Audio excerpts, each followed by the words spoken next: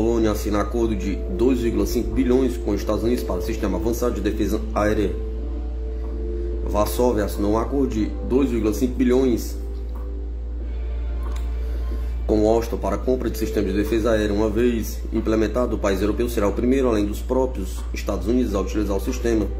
O Sistema Integrado de Comando de Batalha fará parte dos programas de defesa aérea de médio alcance NAREM e de curto alcance WISLA da Polônia. Relata a agência Notes for Poland. A mídia afirma que a entrega do sistema acontecerá deste ano até 2031. O exército polonês está obtendo algo que é o mais importante, que é o cérebro de todo o sistema. Os programas WISLA e NAREM serão os mais modernos do mundo. Graças a esse sistema, seremos o segundo país, depois dos Estados Unidos, com este sistema de comando integrado e de última geração. Vimos com os nossos próprios olhos na Ucrânia quão crucial é a defesa aérea e antimísseis. E esta ordem fornecerá à Polônia as melhores, mais modernas e eficazes ferramentas para defender o território da OTAN, disse Władysław, ministro da Defesa da Polônia. O acordo assinado quinta-feira, 29/2/2024, abrange tanto a aquisição dos equipamentos de comando e comunicações necessários para o IBCS, como também um apoio logístico e técnico e um estoque de peças sobressaltantes. A negociação marca a mais recente de uma onda de gastos militares sem precedentes em que Varsóvia embarcou desde a Operação Russa na Ucrânia. Em novembro passado, o país fechou um acordo de defesa aérea de 4 bilhões com o Reino Unido. No início de fevereiro deste ano, o Departamento de Estado dos Estados Unidos aprovou a venda de dirigíveis de reconhecimento por radar por 1,2 bilhão. A Alemanha será arrastada ao conflito na Ucrânia se mísseis Taurus forem entregues, diz o partido alemão. O co-presidente de um partido de direita no país europeu advertiu o governo a não repassar as armas que poderiam ser usadas contra a ponte da Crimeia russa. A Alemanha será arrastada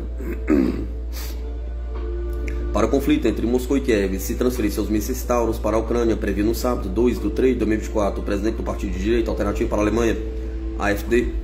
Os generais das Forças Armadas alemãs supostamente disseram que a ponte da Crimeia poderia ser atacada com os mísseis Taurus da Alemanha. Esse ato simbólico arrastaria a Alemanha para a guerra, não as transferências dos Taurus, escreveu Tino Krupala no X sobre o vazamento de conversa entre os oficiais militares alemães discutindo tópicos de segurança relativos à Rússia e à Ucrânia. Na sexta-feira, 1/3/2024, Margarita Simonia, editora-chefe do grupo Rússia Segudinia, da qual a Sputnik faz parte, publicou o texto de uma conversa entre 4 representantes das Forças Armadas alemãs sobre um possível ataque à ponte da Crimeia na Rússia com mísseis Taurus. A conversa que ocorreu em 19 de fevereiro envolveu Igor Grihertz, inspetor da Força Aérea da Alemanha, o brigadeiro-general Frank Graf, chefe de operações e exercício do comando da Força Aérea em Berlim, e 2 funcionários do Centro de Operações Aéreas do Comando Espacial das Forças Armadas Alemãs. O Ministério da Defesa alemão disse a Sputnik que não comenta a suposta gravação de seus militares. A agência alemã T-Online informou neste sábado, 2/3/2024, citando o Ministério da Defesa da Alemanha, que a contra-inteligência alemã estava analisando o relato de uma possível interceptação da conversa.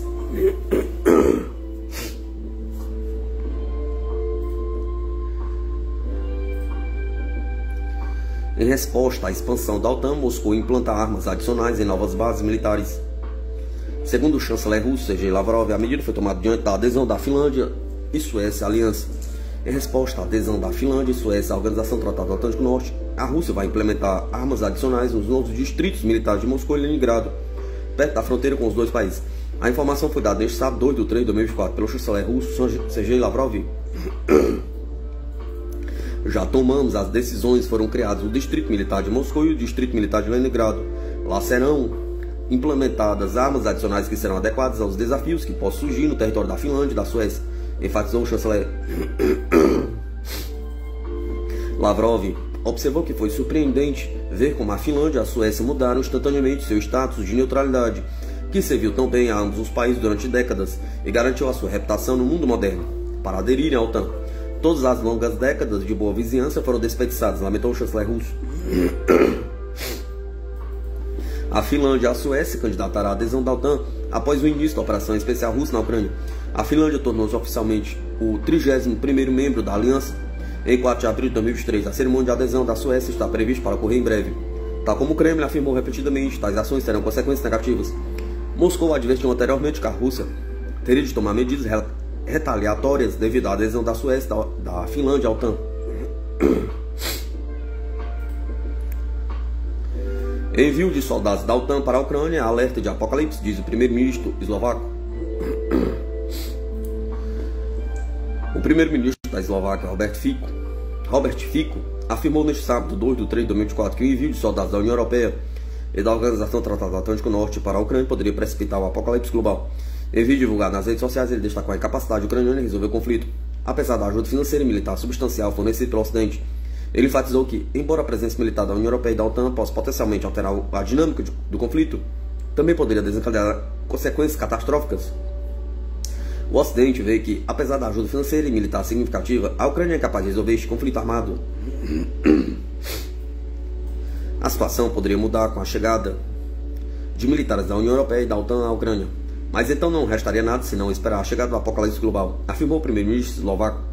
Fico destacou a necessidade premente de sistemas modernos de defesa aérea para a Ucrânia, mas alertou que o Ocidente não pode fornecer esses sistemas sem o compromisso de manter e operar esses equipamentos. Ele argumentou que o envio de militares ocidentais apenas agravaria o conflito ao invés de resolvê-lo. A Rússia segue com a operação militar especial na Ucrânia desde fevereiro de 2022. O presidente russo Vladimir Putin justificou a ação como uma medida para proteger a população contra o genocídio pelo regime de Kiev e para conter o avanço da OTAN em direção ao leste.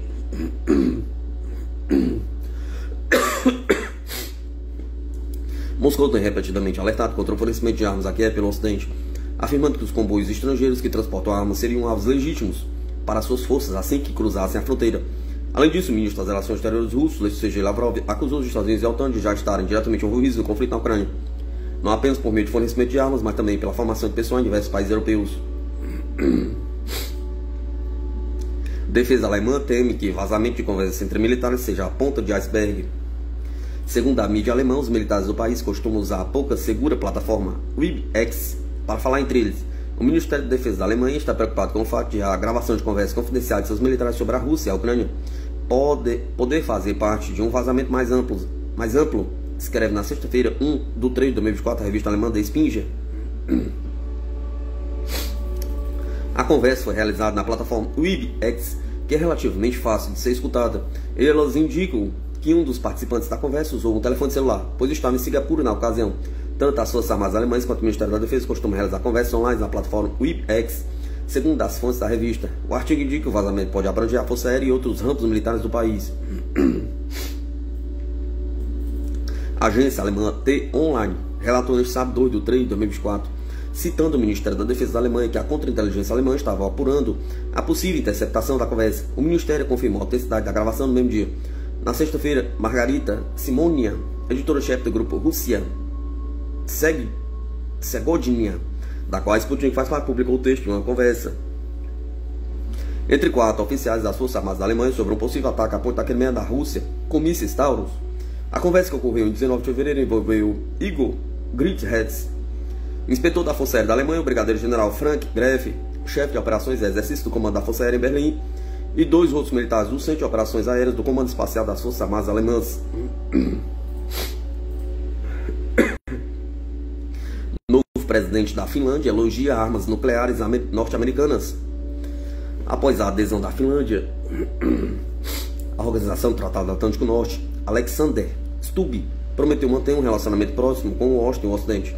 O presidente finlandês Alexander Stubb se vangloriou de que a adesão à OTAN confere ao seu país uma verdadeira dissuasão nuclear sob a forma de mísseis norte-americanos.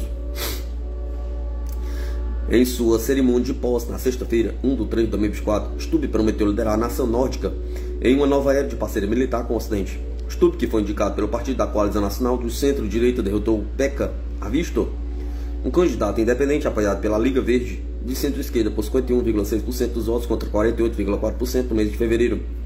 Na sexta-feira, ele assumiu oficialmente a presidência de Sauli Niinisto que ocupava o cargo desde 2012 e supervisionou a adesão do país à OTAN no ano passado. Durante a sua campanha eleitoral, Stubb disse que estaria aberto a permitir que armas nucleares norte-americanas fossem transportadas através, mas não armazenadas do território finlandês, chamando estas armas de destruição maciça de garantia da paz. Falando aos repórteres após a sua cerimônia de posse, ele redobrou seu entusiasmo pela OTAN e pelas armas nucleares. A Finlândia deve ter uma verdadeira dissuasão nuclear, e é isso que temos, porque a OTAN praticamente nos dá 3 dissuasões através de nossa adesão, disse ele. O primeiro são os militares, ou seja, soldados. O segundo são os mísseis, ou seja, munições. E o terceiro é um dissuasor nuclear, que vem dos Estados Unidos, afirmou o novo líder finlandês. Durante a cerimônia propriamente dita, ele declarou que a Finlândia enfrenta uma nova era. Como resultado do nosso alinhamento militar e da adesão à OTAN, demos o passo final na comunidade de valores ocidentais, a qual a nossa república pertenceu espiritualmente ao longo de sua independência, disse ele.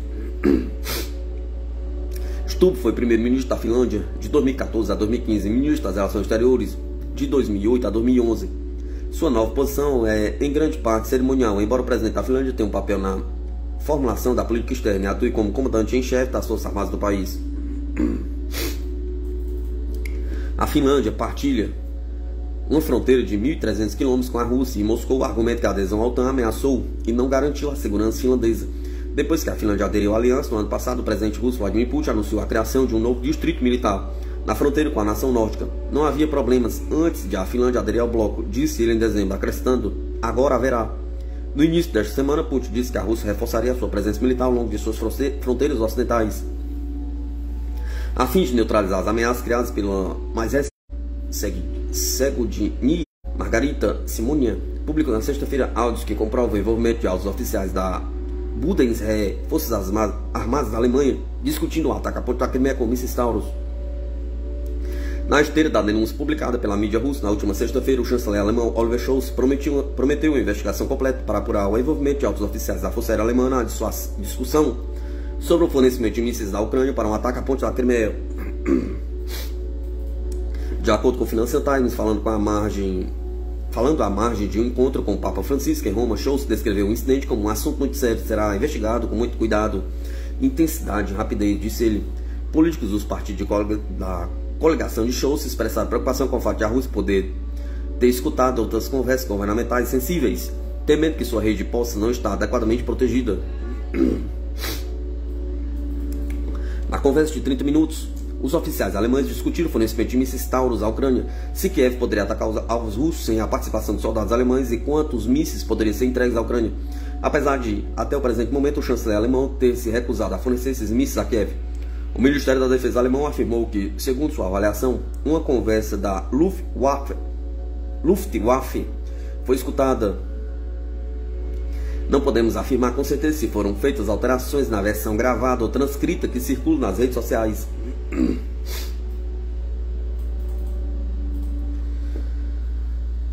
O ministro das Relações Exteriores da Rússia, Sergei Lavrov, falou no sábado sobre os planos astutos das Forças Armadas alemãs que se tornaram conhecidos devido à publicação desta gravação de áudio. Ainda segundo a apuração do Financial Times, o importante deputado alemão dos Verdes, Konstantin von Notz, diz que deve ser rapidamente estabelecido se o escândalo de espionagem é um evento único ou um problema estrutural. No entanto, assim como os demais ouvidos pela mídia, não tocou no ponto mais sensível do vazamento, que é o seu conteúdo. As fontes do Financial Times revelaram que a conversa fazia parte dos preparativos para uma reunião informativa com o ministro da Defesa Boris Pistorius para saber se os mísseis de cruzeiro Taurus seriam capazes de atingir a ponte da Crimeia, território pertencente à Rússia desde 2014. Os oficiais também discutiram se a Ucrânia poderia atacar a ponte sem a participação de soldados alemães e quantos mísseis poderiam ser entregues à Ucrânia. Os oficiais, no entanto, destacaram que não houve luz verde da liderança política da Alemanha para permitir a entrega dos Taurus à Ucrânia.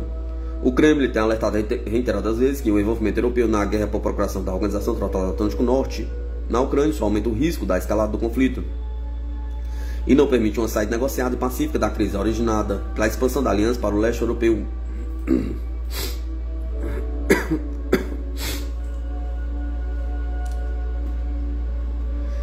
Tensão geopolítica. OTAN já tem botas no terreno da Ucrânia, afirma ex-agente da CIA.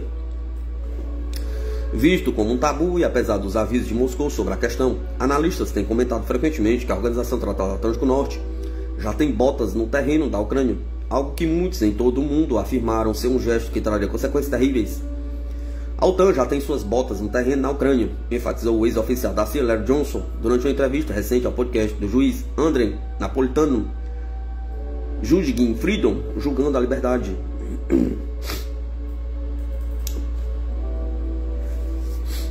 Há norte-americanos lá, há forças da OTAN já no terreno na Ucrânia, sistemas operacionais que estão atacando a Rússia, disse Johnson. Assim, Moscou está sinalizando que isto deve parar, ou terão de pagar um preço, acentuou o veterano da CIA.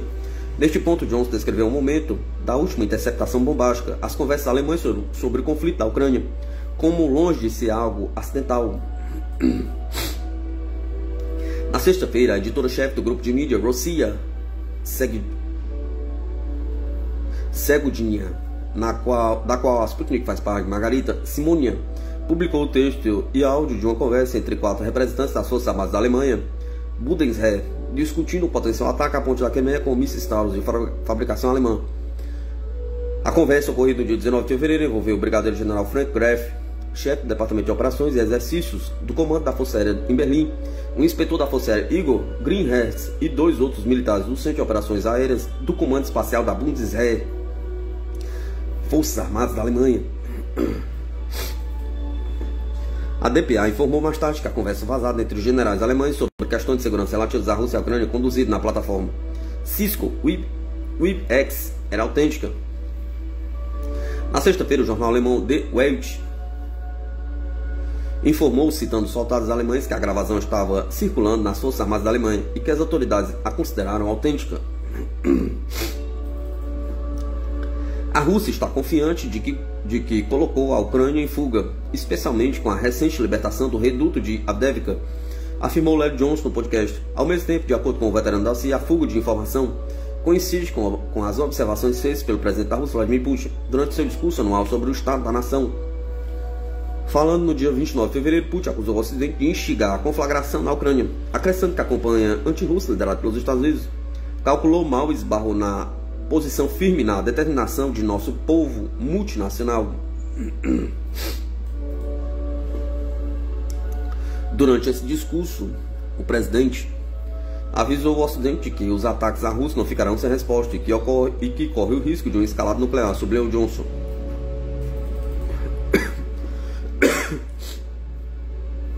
Embora o fornecimento adicional de ajuda ocidental a Kiev esteja no limbo do Congresso dos Estados Unidos, as divisões sobre o apoio a Kiev estão aumentando o fosso entre o presidente francês Emmanuel Macron e o chanceler alemão Oliver Scholz, disseram analistas políticos da Sputnik. Macron proclamou recentemente em uma cúpula em Paris que não havia consenso sobre o envio de tropas terrestres para a Ucrânia de maneira oficial, mas acrescentou que nada foi excluído. Apesar de uma rápida onda de críticas, ele defendeu sua posição, alegando que suas palavras foram pesadas, pensadas e medidas. Oliver Scholz rejeitou rapidamente a ideia, sublinhando que não haverá soldados em solo ucraniano enviados para lá por estados europeus ou membros da OTAN. O ministro das Relações Exteriores da França, Stéphane Séjourné, também interveio para descartar a condução de operações militares na Ucrânia, dizendo a emissora de rádio France Inter na sexta-feira.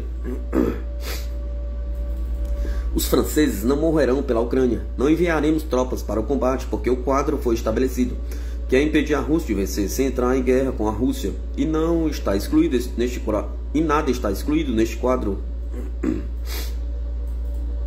Quanto aos Estados Unidos, o presidente Joe Biden pode considerar enviar pessoal do exército dos Estados Unidos para a Ucrânia, caso seja reeleito, sugeriu o bilionário norte-americano David Sachs na rede social X, antigo Twitter.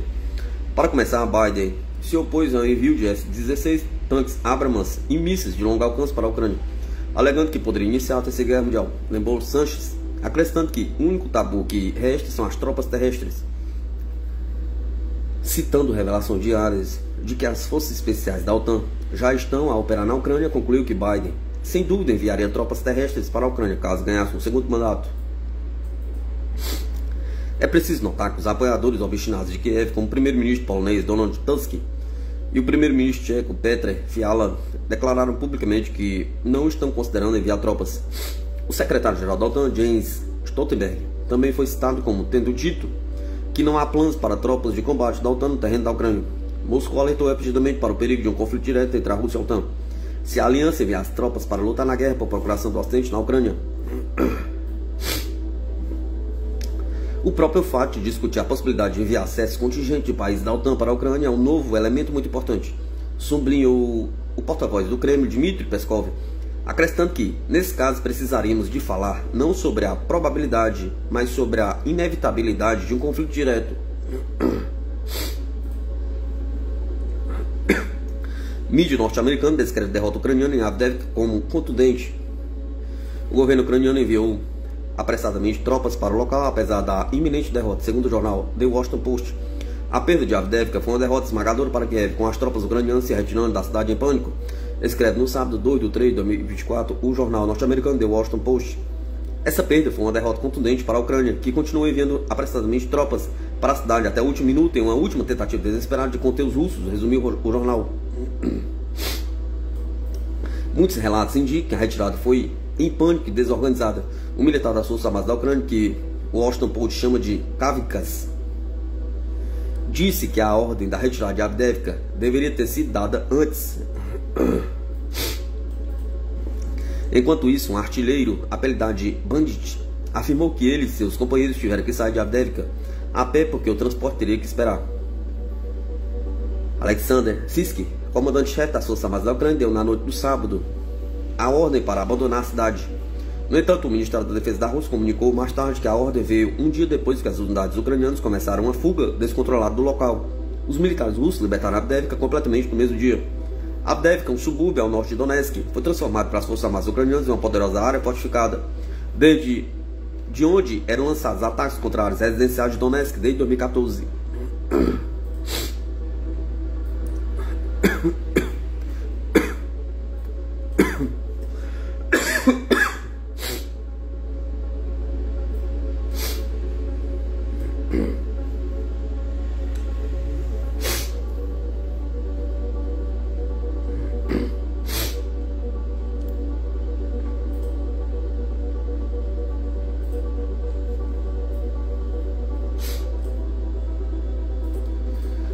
Ministro da Defesa alemão sobre vazamento. Discutir cenários não significa dar mísseis Taurus a Kiev. O ministro da Defesa alemão, Boris Pistorius, disse neste domingo 3 de 3 de 2024 que uma gravação de áudio publicada pela mídia russa mostrou oficiais superiores alemães discutindo diferentes cenários de eventos não planos, e sua conversa não significa um sinal verde para a transferência de mísseis de cruzeiro Tauro para a Ucrânia. Os oficiais estavam fazendo o que vieram fazer aqui, estavam pensando em diferentes cenários, sem fazer planos de forma alguma. Não deveria haver dúvidas. Isso não significou e não significa luz verde para o uso de mísseis Taurus, nem do chanceler alemão Oliver Scholz, nem de mim, disse Pistorius durante um discurso especial sobre a gravação de áudio publicado na sexta-feira, 1 de 3 de 2024. Ele também expressou esperança de que os primeiros resultados de uma investigação sobre a gravação de áudio estejam prontos no início da próxima semana. Ainda não há resultados finais da investigação e espero que apareçam nos primeiros dias da próxima semana, disse Pistorius durante um discurso especial sobre a gravação de áudio vazada. Ele acrescentou que a publicação era parte de uma guerra de informação que a Rússia supostamente conduzia, que visava minar a unidade do país. Isso pretende reforçar a lenda, o conto de fadas de que estamos trabalhando em uma guerra contra a Rússia, o que é completamente absurdo, disse Pistorius, acrescentando que a Alemanha já está trabalhando exclusivamente no fornecimento de ajuda à Ucrânia. Ao mesmo tempo, Pistorius disse que não tinha conhecimento de quaisquer outros vazamentos além do recente.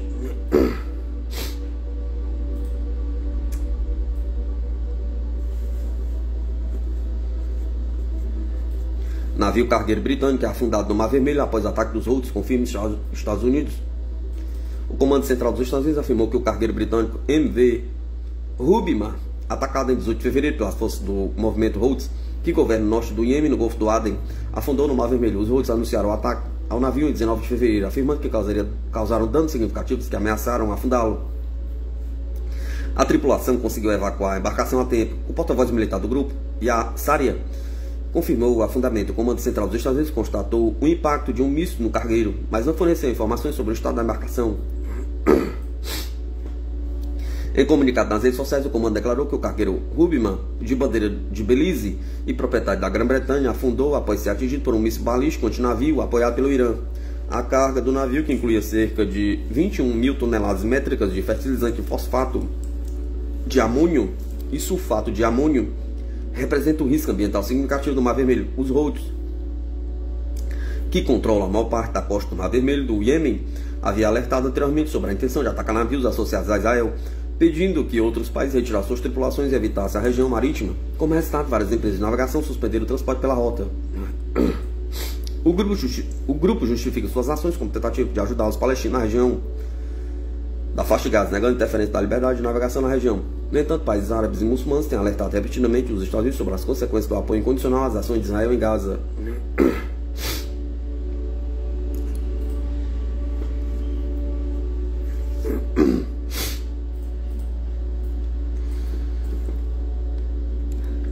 Tropas da OTAN podem ser destacadas para a Ucrânia? Pergunta. Já estão lá e estão a ser mortas. As ideias de Macron sobre a ida de tropas terrestres da OTAN para a Ucrânia podem ser rejeitadas publicamente por enquanto, mas a dinâmica inexorável da última década indica que em breve a ideia pode muito bem tornar-se realidade.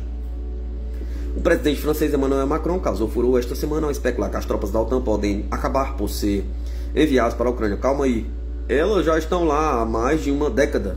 E foi por isso que irrompeu a guerra naquele país 2 anos atrás.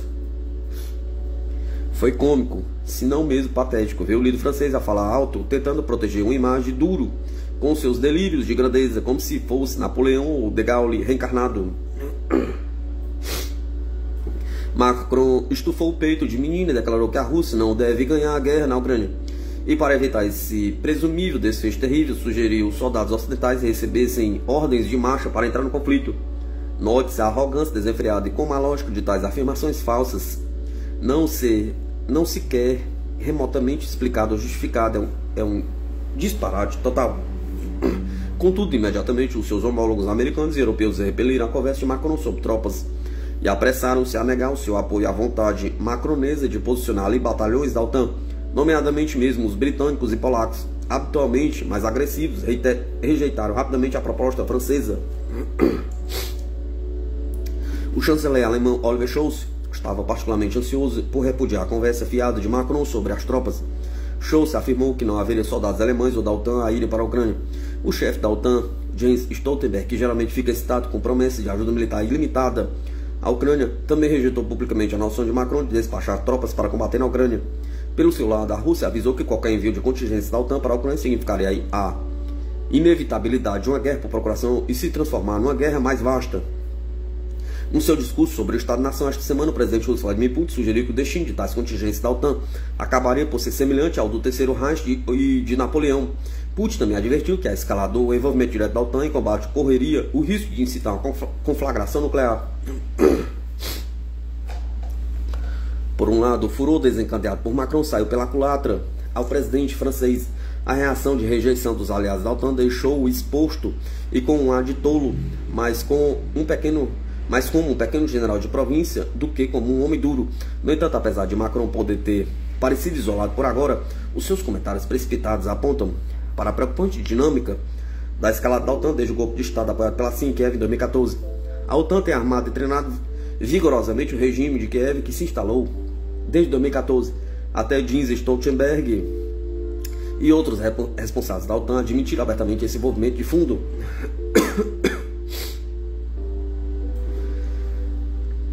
A admissão da presença da OTAN na Ucrânia ao longo da última década também corrobora o raciocínio da Rússia sobre a razão pela qual foi obrigada a lançar sua intervenção militar há 2 anos. É claro que as potências ocidentais e os seus mídias servis nunca chegam a admitir isso. Preferem adotar uma posição de duplo pensamento e hipocrisia, afirmando que a ação militar da Rússia foi uma agressão não provocada. Para já, Macron pode ter sido abatido e ter ficado com a imagem de um palhaço pendurado, mas como tantas vezes no passado, ideias controversas da OTAN são apresentadas e aparentemente rejeitadas de imediato, para depois serem adotadas. Como Macron salientou, a Alemanha e outras nações da OTAN estavam há apenas 2 anos relutantes em enviar equipamento militar para além de capacetes e sacos cama.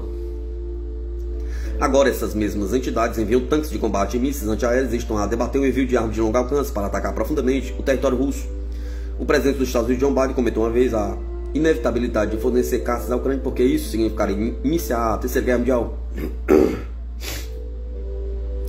Bem, O baile acabou por consentir o fornecimento de F-16 e o seu colega da OTAN, Stoltenberg, afirma que esses aviões de guerra poderiam ser utilizados para atingir alvos russos profundos.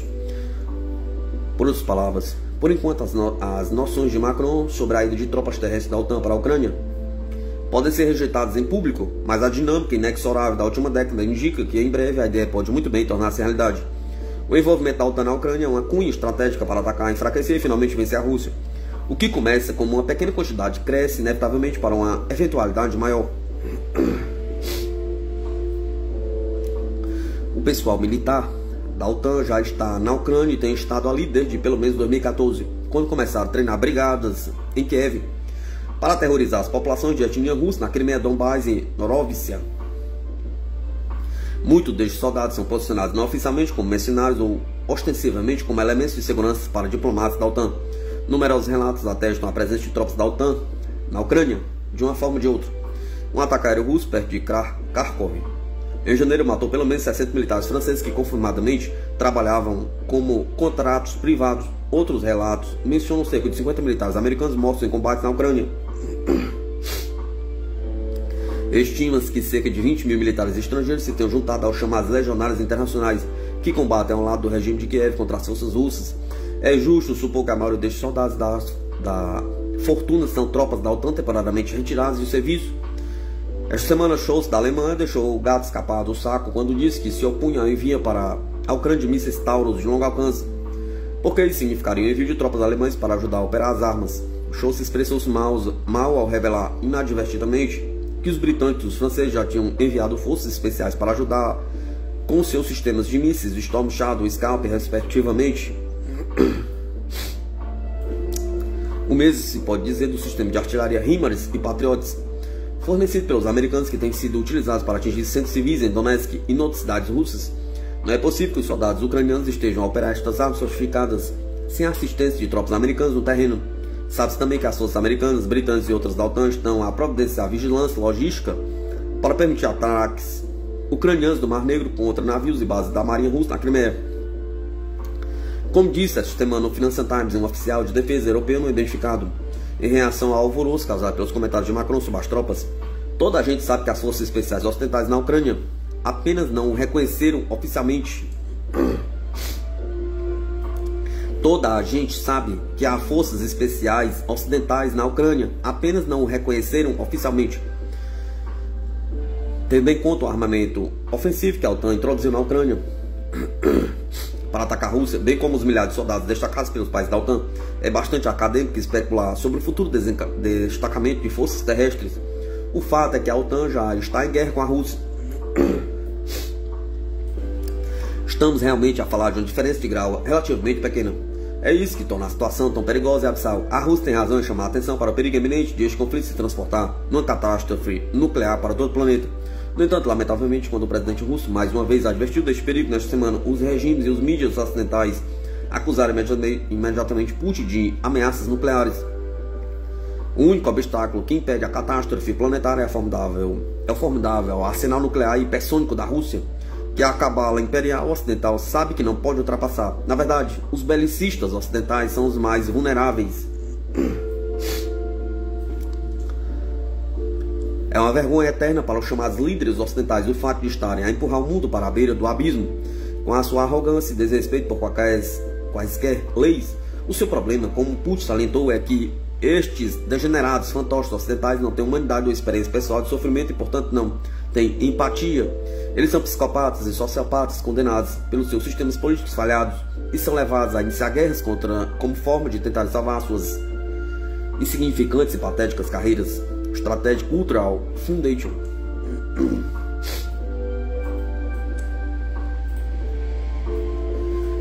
Zelensky concede plenos poderes ao chefe militar da Ucrânia para ajustes no exército.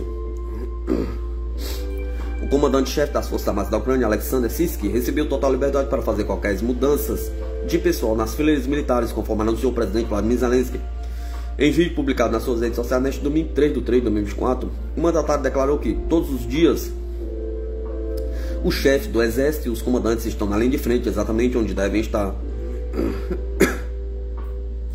O chefe do exército tem carta branca para fazer mudanças de pessoal no exército. Nos quartéis generais, qualquer mudança Todos os comandantes ucranianos devem conhecer a linha de frente, sentir a linha de frente, as necessidades reais. Eles devem estar realmente como soldados e sargentos, ser o que precisam ser para alcançar os objetivos ucranianos, disse. Zelensky acrescentou que, após o retorno do chefe militar da zona de combate, no início da próxima semana ele espera um relatório detalhado e propostas concretas sobre as novas mudanças e ações. Syrskyi assumiu o cargo no início de fevereiro e desde então as forças ucranianas recuaram na linha de frente. As forças armadas da Rússia conseguiram libertar várias localidades no Donbass, principalmente Avdiivka, importante bastião do exército ucraniano desde 2014. Após essa perda, o chefe militar responsabilizou alguns comandantes por cometerem erros de cálculo, admitindo que tomaria decisões em relação ao pessoal em certos casos. Syrskyi substituiu Valery Zaluzny no cargo. Após semanas de rumores de que Zelensky pretendia destituir o general, com quem mantinha tensões há algum tempo. Ao anunciar a renovação nas Forças Armadas, o mandatário ucraniano disse que todos os comandantes terão a partir de agora a mesma visão sobre o conflito. O atual chefe militar da Ucrânia anteriormente comandou as forças terrestres do país. Syrskyi ganhou certa impopularidade em alguns setores do exército, especialmente pela defesa mal sucedida da cidade de Artyomovsk, tomada pelas forças russas em maio do ano passado.